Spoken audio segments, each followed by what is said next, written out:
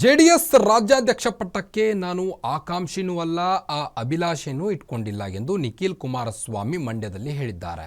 ನನ್ನಲ್ಲಿರೋದು ಒಂದೇ, ಜೆಡಿಎಸ್ ಪಕ್ಷವನ್ನ ಕಟ್ಟಬೇಕು, ಪಕ್ಷಕ್ಕೆ ದುಡಿದವರನ್ನ ಗುರುತಿಸಬೇಕು ಎಂದು ನಿಖಿಲ್ ಹೇಳಿದ್ದಾರೆ.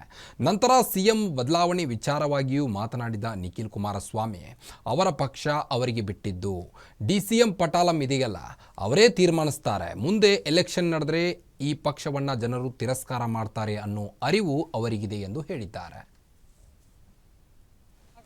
ಈಗಾಗಲೇ 4 ಜಿಲ್ಲೆ ಇವತ್ತಿಗೆ ಮುಕ್ತಾಯ ಆಗ್ತದೆ.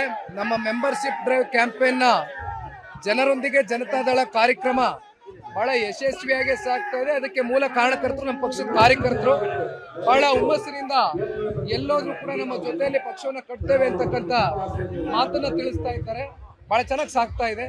ಮುಂದೆ ಮತ್ತೆ ಬೀದರ್, ಯಾದಗಿರಿ ಈ ಭಾಗಕ್ಕೆಲ್ಲ ಪ್ರವಾಸವನ್ನು ಕೈಗೆತ್ತಿಕೊಂಡಿದೆ.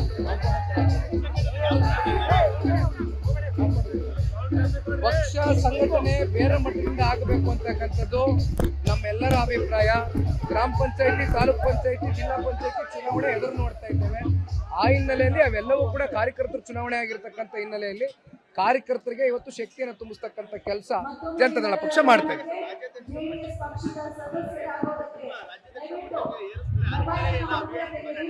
ನಾನು ರಾಜ್ಯಾಧ್ಯಕ್ಷರ ಪಟ್ಟಕ್ಕೆ ಯಾವುದೇ ಆಕಾಂಕ್ಷಿನೂ ಅಲ್ಲ, ನಾನು ಅಭಿಲಾಷೆನೂ ಇಟ್ಕೊಂಡಿಲ್ಲ.